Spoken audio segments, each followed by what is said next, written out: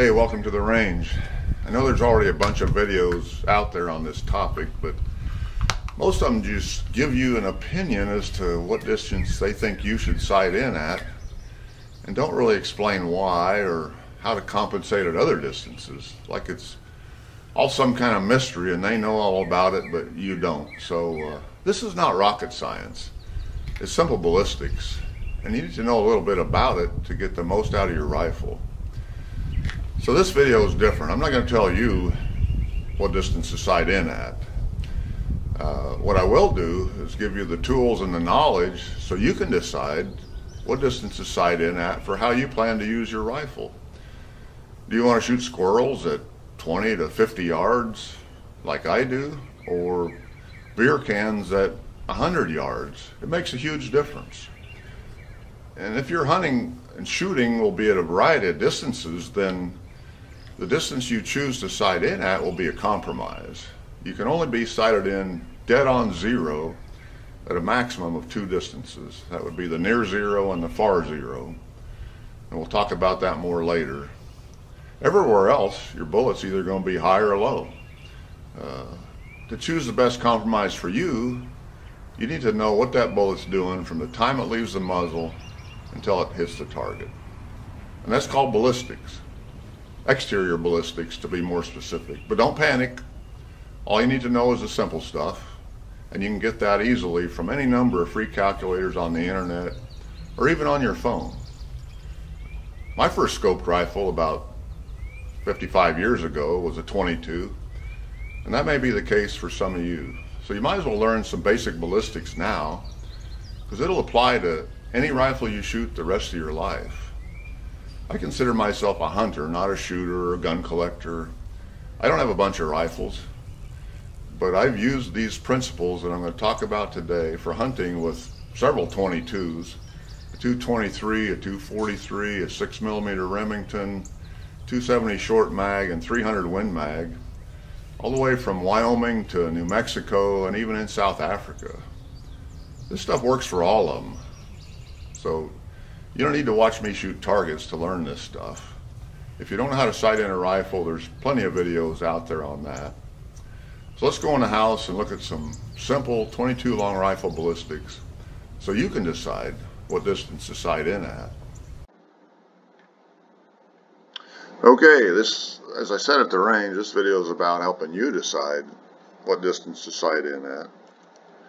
And I will give you the tools and knowledge to help you decide what distance to sight in at based on what you want to do with your rifle, and show you exactly how to compensate at other ranges when you need to. This is a trajectory chart, and this is the kind of chart we're going to be looking at for the rest of this video. This red line is the line of sight of your scope. The dashed line is the bullet path. This is the rifle barrel here.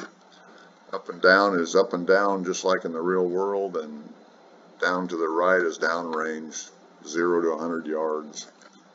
So you can see the bullet comes up to hit the line of sight so that you can hit something, and eventually drops down and keeps dropping down as gravity keeps dragging it.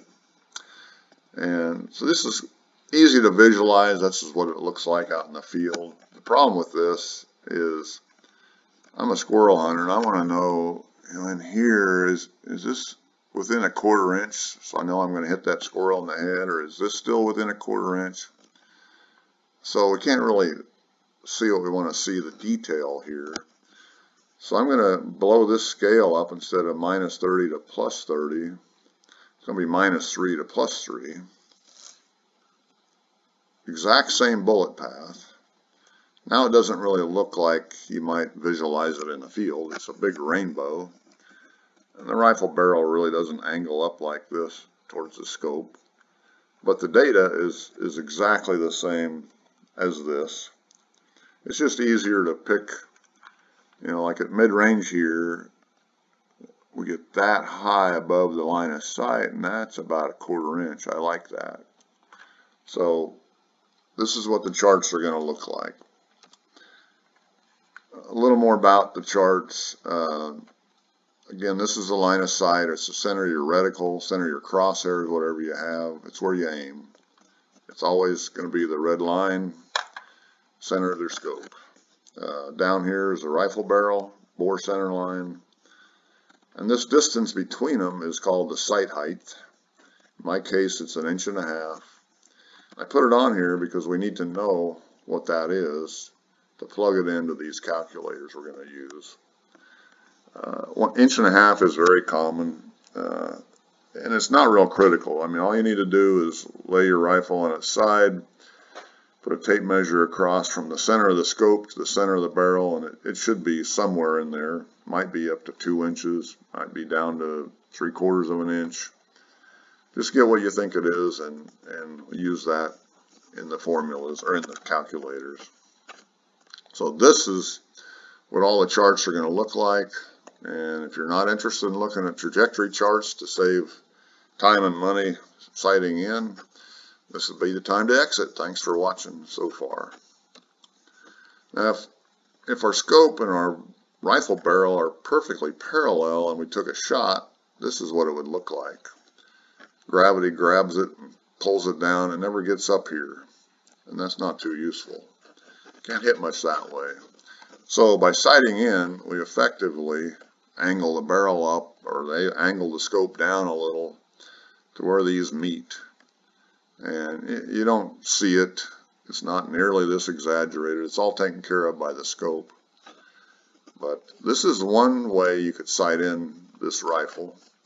For this situation, I've listed exactly what this is representing. CCI mini mag, 36 grain hollow point, 1260 feet per second muzzle velocity, a ballistic coefficient of 0.125, and a sight height of 1.5 inches. So this is real stuff. You could get that if you wanted to sight it in that way and just be zeroed at one place. And again, as a squirrel hunter, I'm not too thrilled with this because I know I don't care if I'm a 1/4 inch high. Everything here is low.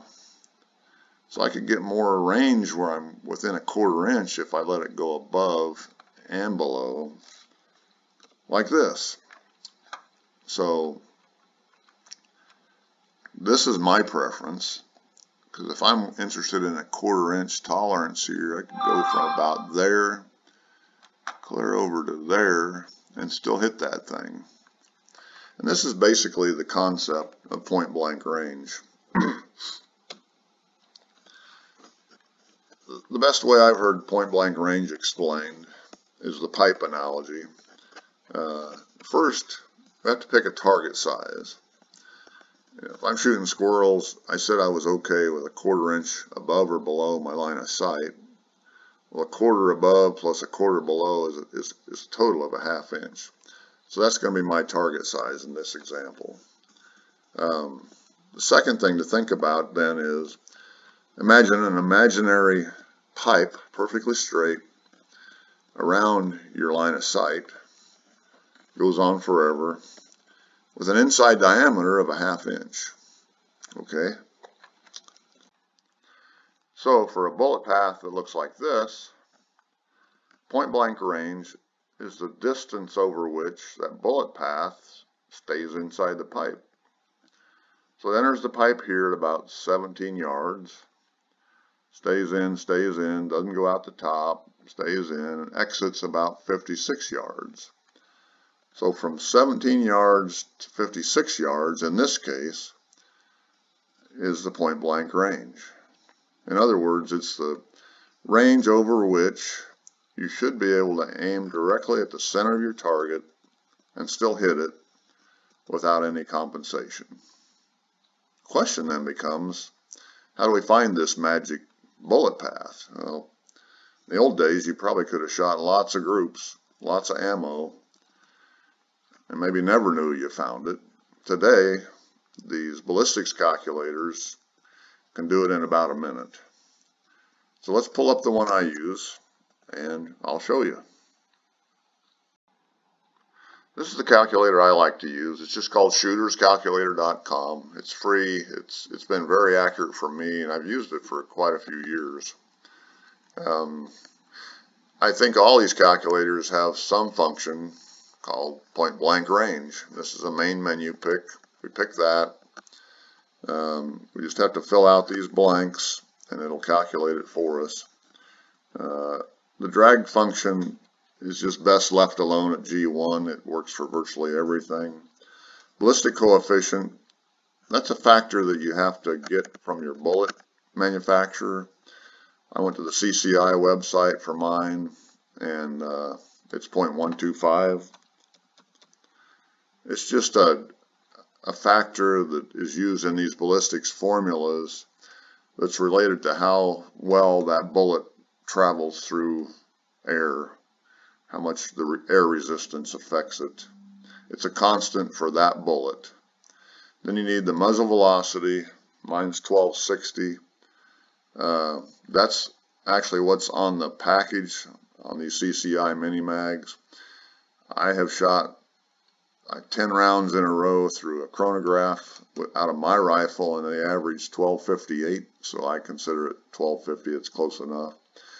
If you don't have a chronograph, just put what the manufacturer says and go from there. Sight height we talked about is 1.5 inches, and then target size for me 0.5 inches, and click calculate. And it gives us all this information. The main thing I want to get from here is the far zero, because then I can calculate a trajectory and take a look at it. We also get the minimum point blank range and maximum. And so we'll take that 50 yards and go back to the top here and go to ballistic trajectory. Again, the ballistic coefficient, 0.125. Now we need the bullet weight, and for mine these are 36 grains. Velocity again, 1260. And here's where the zero range goes, the far zero. I'm going to sight it in at 50 yards. Sight height still at 1.5 inches. I don't need any of this. I don't like to see the sound barrier. I want a 100-yard chart total with 5-yard increments and create graph. And that quickly, this is the bullet path that we were looking at a minute ago. It's exactly like it.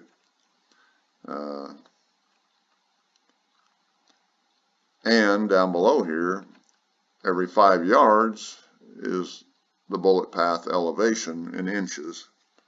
It's also in minute of angle and mils. I don't use any of this other stuff. It's these first two columns.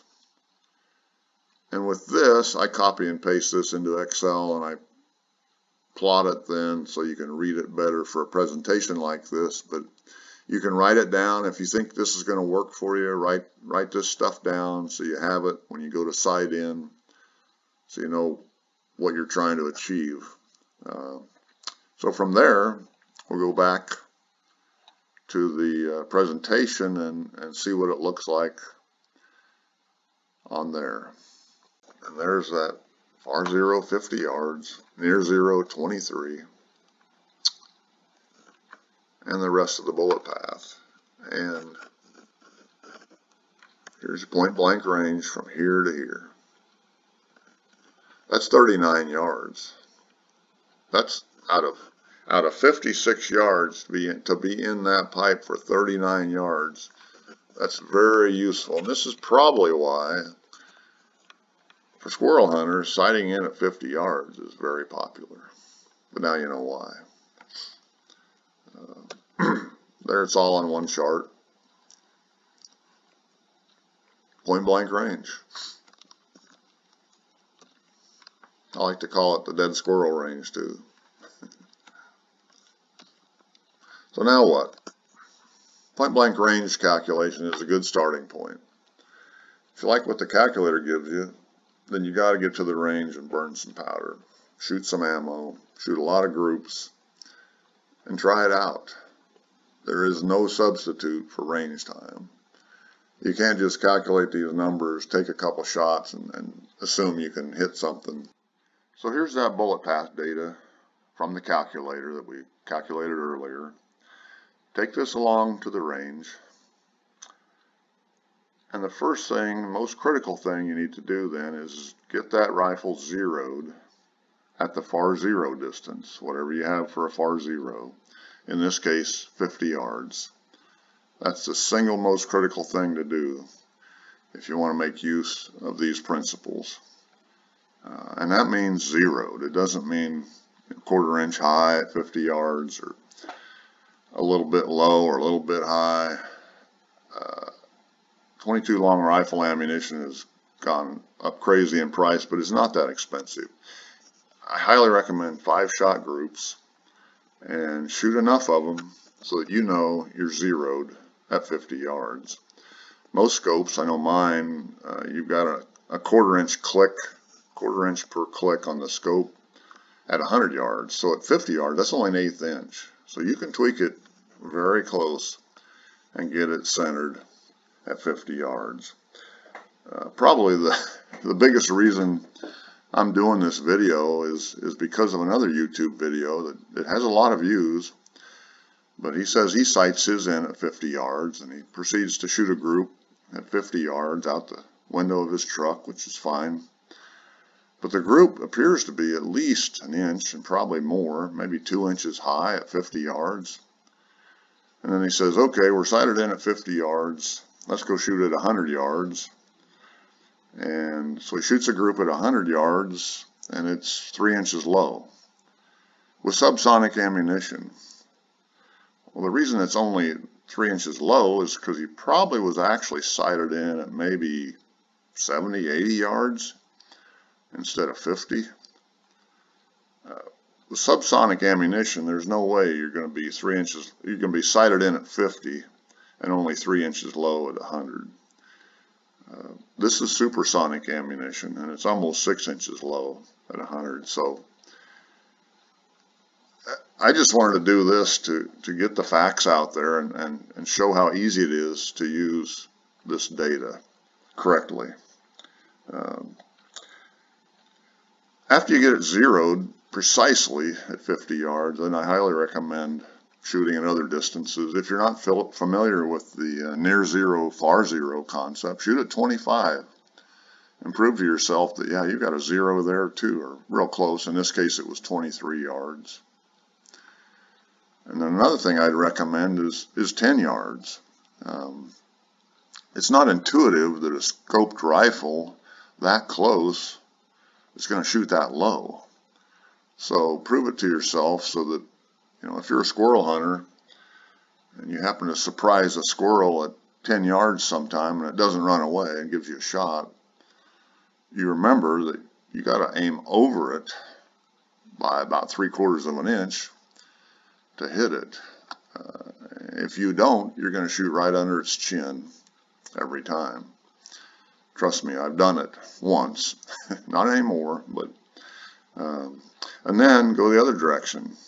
If you plan to take shots longer at all, then verify. Try sighting in at whatever your range has available or wherever you can do it, 70 yards, 80, 90, whatever, up to 100 even, if you plan to shoot that far.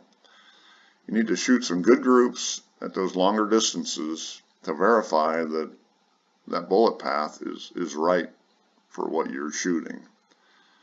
If it doesn't quite follow your shooting, most likely the reason is you don't have the correct velocity. If you're using the stated velocity, if your rifle's barrel is shorter or longer, it may be slower or faster actual. And you can go back to the calculator and even plug in different velocities and see what you can get to kind of match your bullet path. But in general, this works really well for mine, and it should work in most cases. So try it out really well, and so you understand where it is at various distances, but above all else, get it zeroed at 50 yards.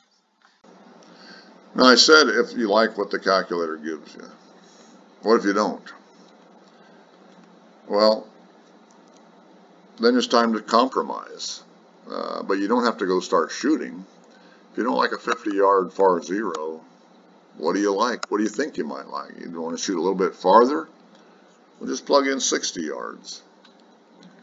Here's a 60-yard far zero on the same chart with the 50-yard.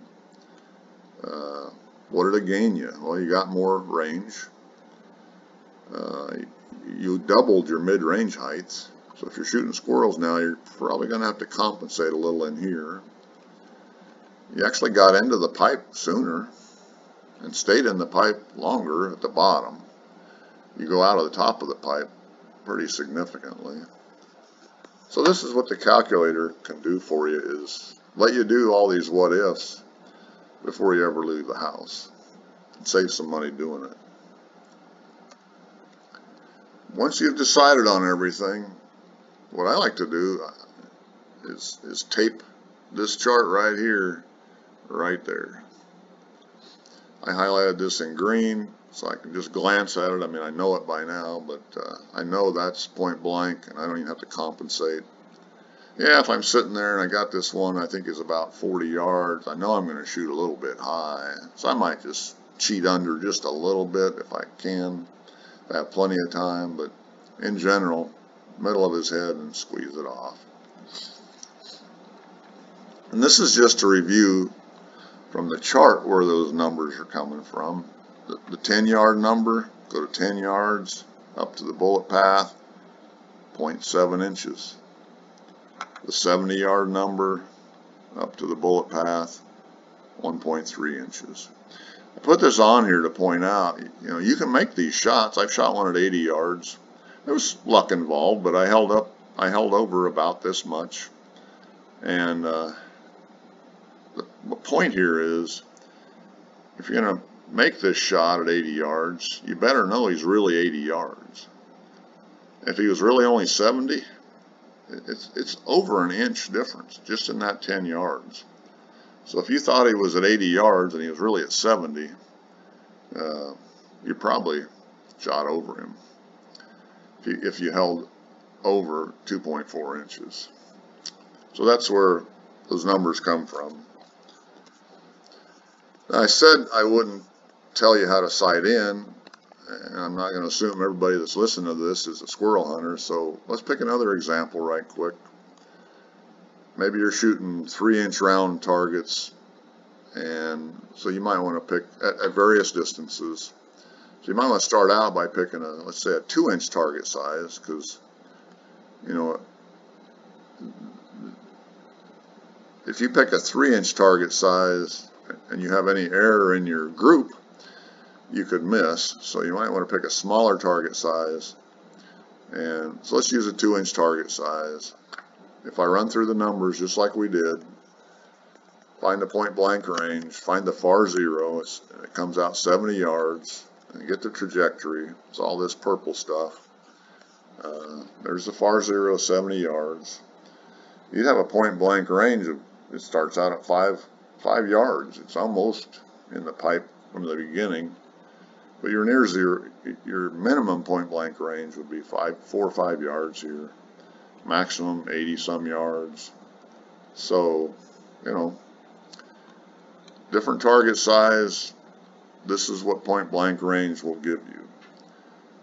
If you like that, go for it. If not, again, you can compromise. I also wanted to point out, I've seen comments, I don't know if there's any YouTube videos, but people say, well, I always sight mine in at 100 yards and I just compensate everywhere else.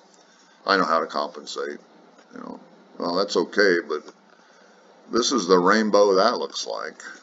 But it might be good if you're shooting 6-inch targets, even beer cans, it might work. If you're shooting a 6-inch target size, your point blank range from 0 to 118 yards, that's nice. But what about me shooting squirrels? If I got one at 40 yards, I got to hold, I'm going to shoot high 2.5 inches. So I got to hold under the center of that squirrel's head. First I got to know it's really 40 yards, pretty much exactly, and then I got to hold under 2.5 inches.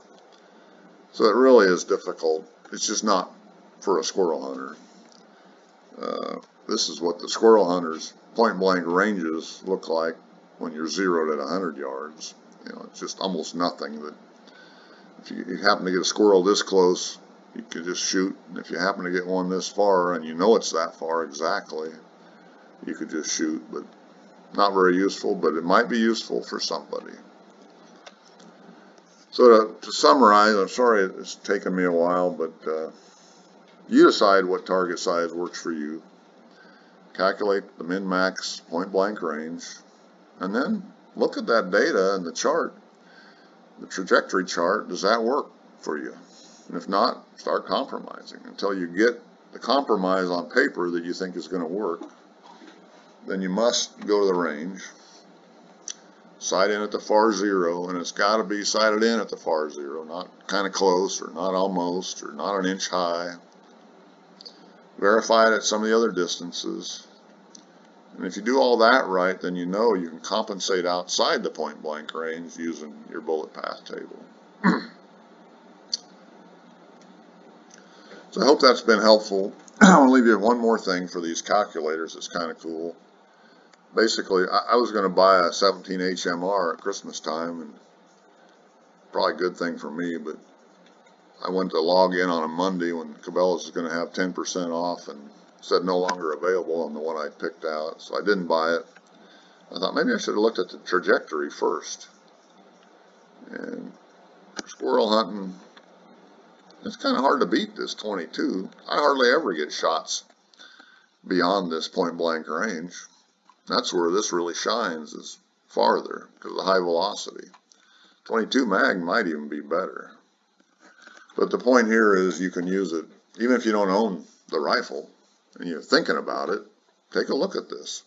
It's easy to do and it's free. Anyway, good luck. Shoot straight, shoot safe, and shoot often. Thanks for watching.